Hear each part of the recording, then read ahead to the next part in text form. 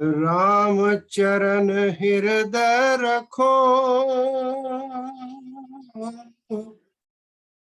पल पल करो उपकार।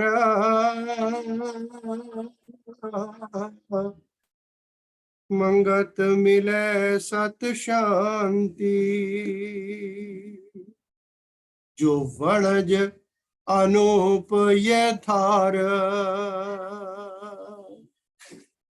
राम चरण हृदय रखो, पल पल करो उपकार। मंगत मिले सत शांति, जो वणज अनूप ये थार। ऐसे मार्ग में नित चलो, जा से हरख दीन दयालो। ऐसे मार्ग में नित चलो, जा से हरख दीन दयालो। सतपुरुषों की संगत धारो, सत शिक्षा हृदय विचारो। दृढ़ निश्चय प्रभु चरण में राखो, सब कुछ तिसकी आज्ञा में भाखो। दीन दुखी की सेवा की जो, सत मार्ग की रसना लीजो। धन संपत उपकार में त्यागो, सत स्वरूप में उठ के जागो। सब जीवों पर की जो दया, परम पुरख साहेब हर खाया।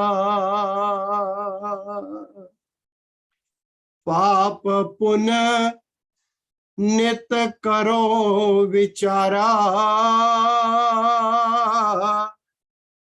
पाप कर्म सब तजो विकारा। उठ प्रभाती भज गोविंदा, दिवस रैन पावे आनंदा। संध्या काल नित नाम ध्याओ, पाप कर्म से मुक्ता पाओ। पूरे गुरु की सेव कमाओ, मार्ग सुफल धर्म का पाओ। सबका सुख मन माई लोचो, कपट विकार कबू नहीं सोचो। पाप कर्म से मन को ठाको, सत मार्ग में निश्चय राखो। सरब माई देखो भगवंता, सबका दुख हरो गुणवंता।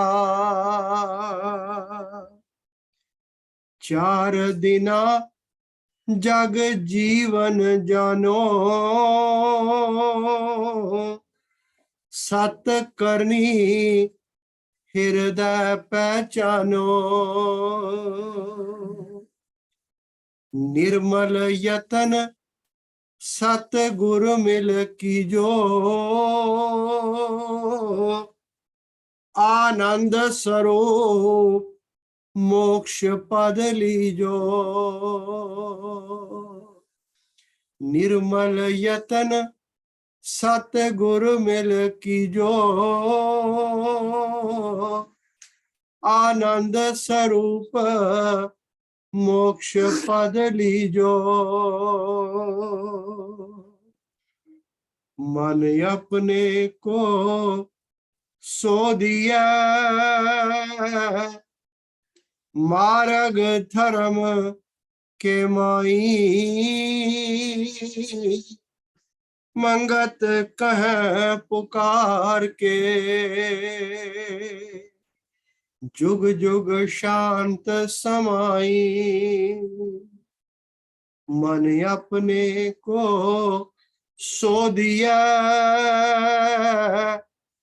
मार्ग धर्म के माई, मंगत कह पुकार के,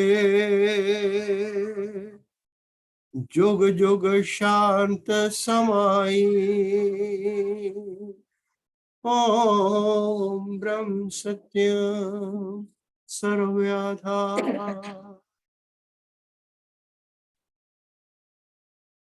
परम आदरणीय नारायण रूप संगत जियो, महाराज जी का फरमान है, राम चरण हृदय रखो। एक राम जिस ओर शास्त्र संकेत करते हैं वो आत्म राम है। श्री राम की ओर संकेत करते हुए संत कबीर फरमान करते हैं, राम बुलावा भेजया दिया कबीरा रोए, जो सुख साधु संग में सो बैकुंठ न होए। श्री आत्म राम की ओर महाराज गुरु नानक देव जी फरमान करते हैं, मेरे राम राय तू संता का संत तेरे। श्री आत्म राम की ओर गुरबाणी ये भी फरमान करती है, राम जपो जी ऐसे ऐसे ध्रुव प्रहलाद ने जप्यो जैसे। लेकिन संसार में जिस राम का बार बार जिक्र आता है, जिसे मैं और आप समझते हैं, वो दशरथ पुत्र राम है, वो मर्यादा पुरुषोत्तम राम है, वो रामचरितमानस के नायक राम है, वो अनन्य भक्त तुलसी के राम है, वो केवट के राम है, वो भक्तों के रघुपति राघव राजा राम।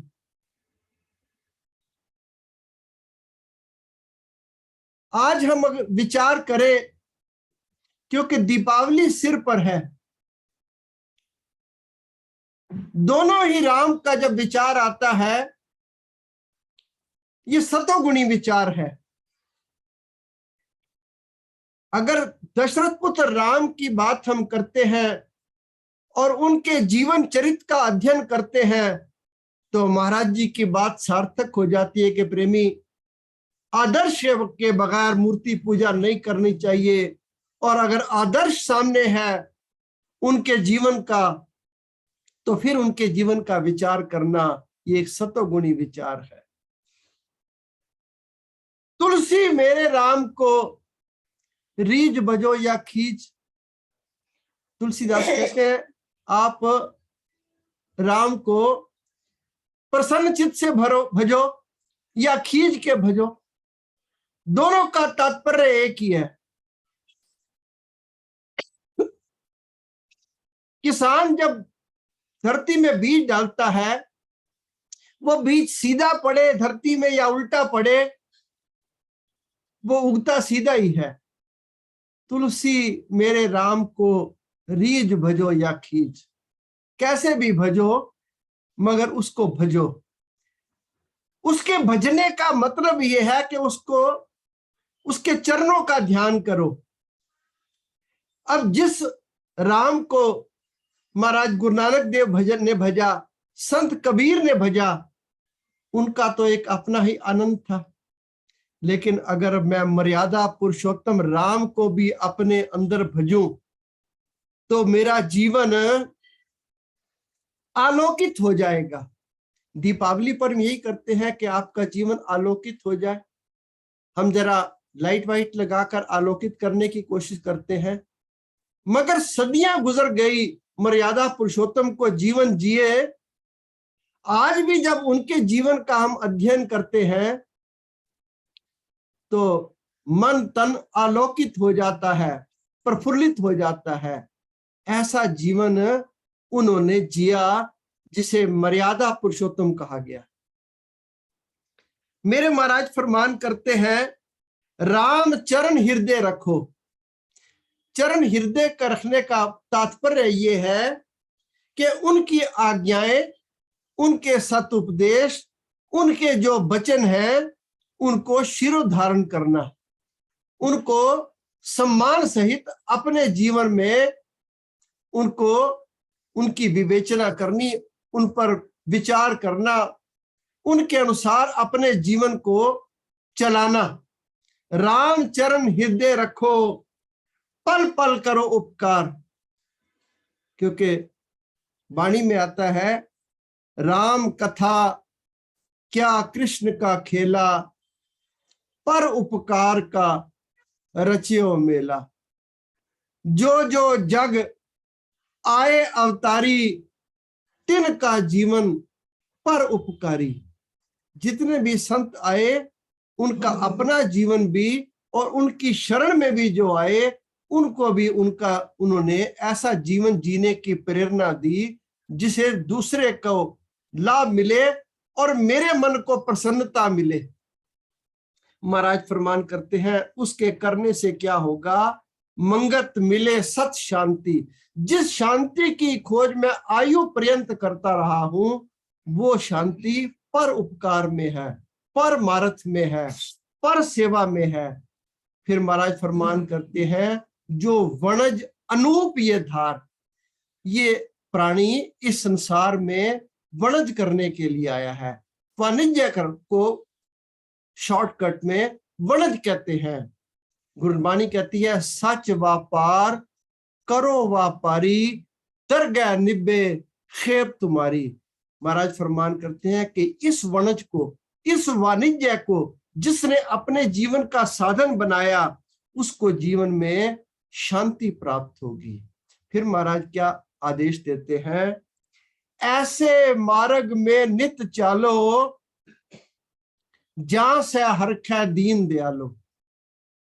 दो मार्ग है, एक मनमुख मार्ग है, एक गुरुमुख मार्ग है।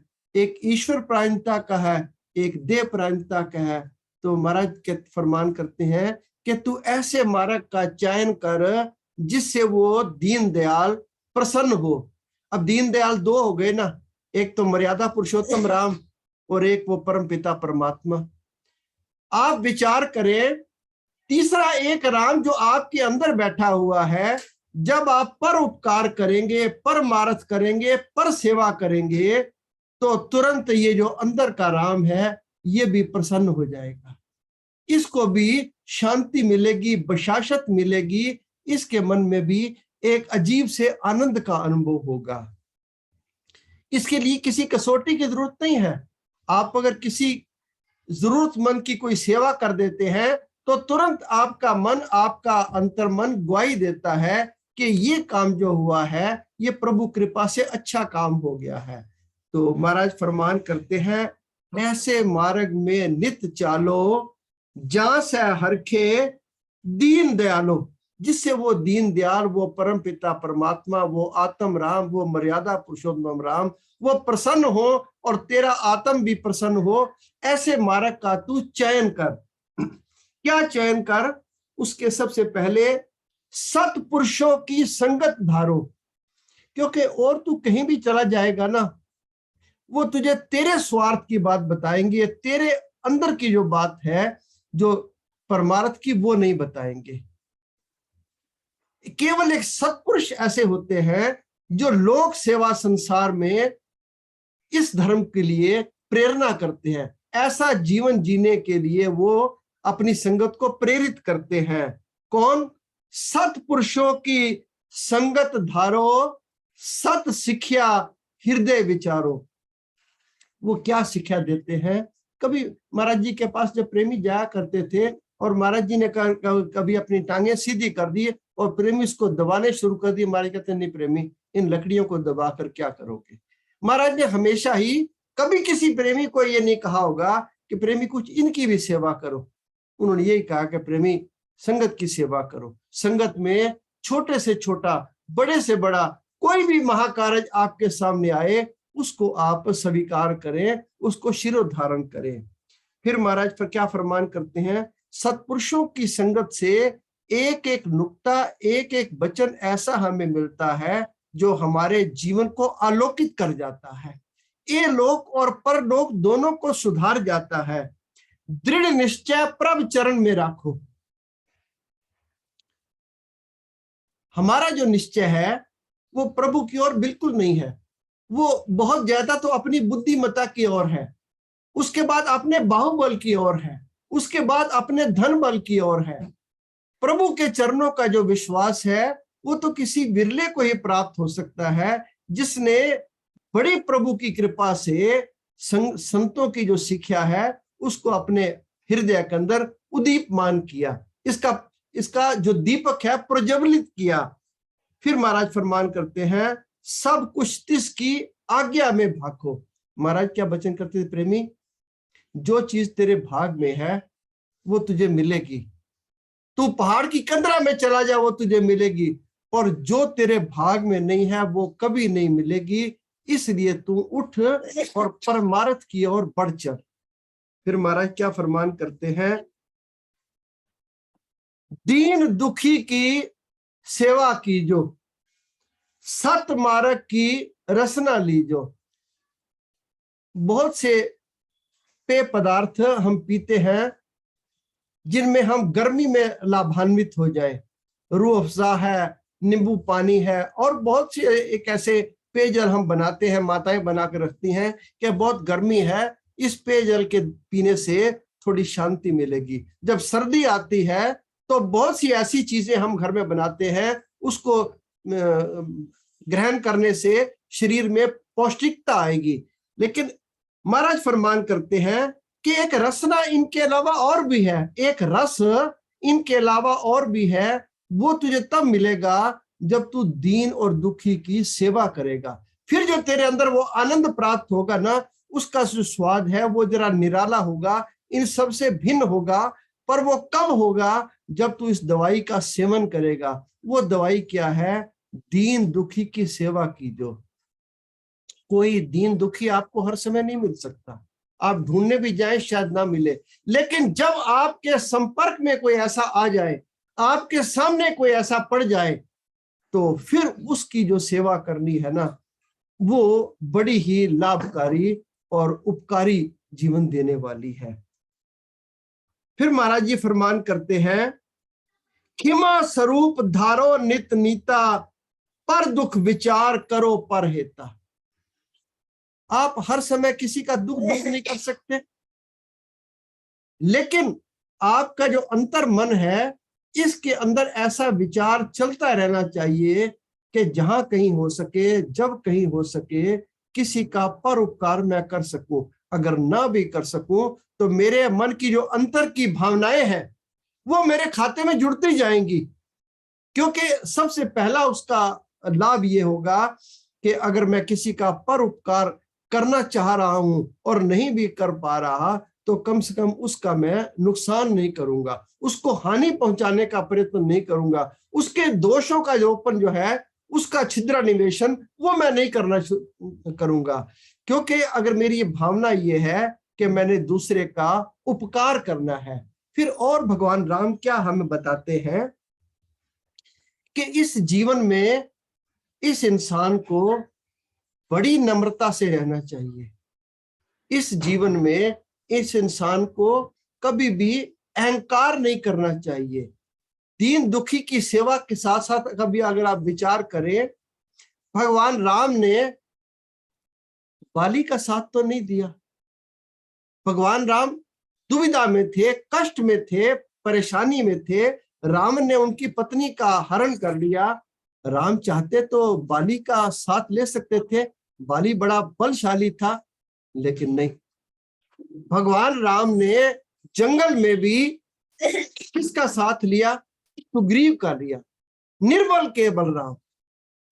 अगर भगवान राम चाहते, जब जंगल में उन पर आपदा आई तो अपने भाई जो भ्राता, जो उनको पिता तुल्य मानते थे, भगवान तुल्य मानते थे, उनको एक संदेश दे देते कि मुझे सेना चाहिए, मुझे राम पर आक्रमण करना है। नहीं, उन्हीं साधारण वस्त्रों में, उन्हें एक धनुष और तीर से प्रभु राम ने रावण के अहंकार का विनाश किया। किसी की सहायता नहीं ली तो किसकी ली?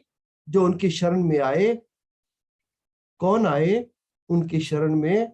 हनुमान जी आए। कौन आए? वानर सेना आई, उनकी उन्होंने सहायता ली। भगवान राम ने ना महात्मा भरत की सेवा ली और ना ही बाली की ली। किसकी ली? सुग्रीव की ली। फिर आप इसका जरा विचार कीजिए, प्रभु राम ने क्या लंका जीतने के बाद अपना साम्राज्य बढ़ाने की कोशिश की? नहीं। चिंता हुई रावण परिवार में स्त्रियों को कि पता नहीं राम के पास रावण ने बड़े अत्याचार किए हैं, अब राम कैसा व्यवहार करेंगे। लेकिन प्रभु राम ने जो ही जीत की घोषणा हुई, लंका का जो राज था वो विभीषण को दिया और बाली का जो राज था वो सुग्रीव को दिया। कभी भी प्रभु राम ने राजा होने के बावजूद, बलशाली होने के बावजूद, कभी भी दूसरे के राज्य को उन्होंने कभी स्वीकार नहीं किया। फिर भगवान राम के जीवन से हम क्या प्रेरणा ले सकते हैं? जब प्रभु राम ने रावण को धराशायी कर दिया, उन्होंने लक्ष्मण को आदेश दिया कि जाकर रावण से पूछो कि वो जीवन के रहस्य आपको बताएंगे।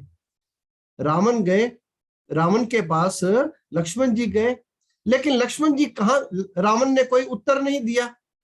जब लक्ष्मण वापस आए तो कहने लगे, महाराज रावण ने तो कोई मुंह ही नहीं खोला, कुछ बात की नहीं।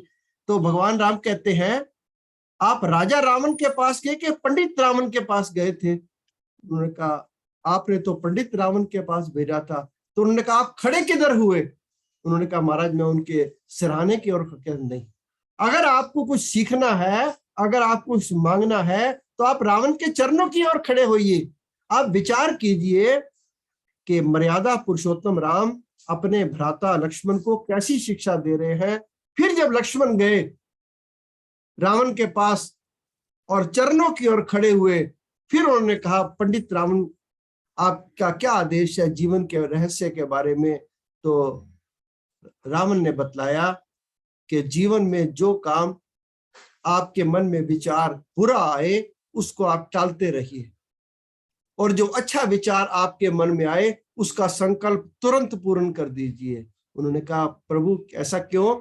उन्होंने कहा कि सीता के हरण का विचार मेरे मन में आया, मैंने उसको तुरंत क्रियान्वित कर दिया और आज मेरा और मेरे कुल का नाश हो रहा है। मेरे मन में विचार था कि वह लंका से स्वर्ग तक एक स्वर्ण की सोने की सीढ़ी बनाऊंगा, उसको मैं टालता रहा। तो उन्होंने कहा जीवन में दो बातें विचार रखिए जो हमारे लिए भी विचारणीय है। जीवन में जब भी कोई अच्छा संकल्प आपके सामने आए, सेवा का, परोपकार का, किसी रोगी की सेवा का, माता पिता की सेवा का, उसको तुरंत आप क्रियान्वित कर दीजिए।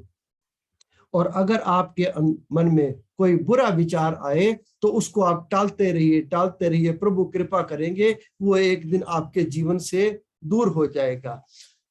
मैं क्षमा चाहूंगा, समय भी हो रहा है, पर हो सकता है मैं आज आपकी ठीक प्रकार से सेवा ना कर सका हूं, तो आप सभी के चरणों में निवेदन है कि आज क्षमा कीजिएगा, थोड़ा स्वास्थ्य ठीक नहीं था। फिर भी कोई गलती हो गई हो तो मैं आप पूरी संगत से हाथ जोड़कर क्षमा चाहूंगा। ओम ब्रह्म सत्यम सर्वम।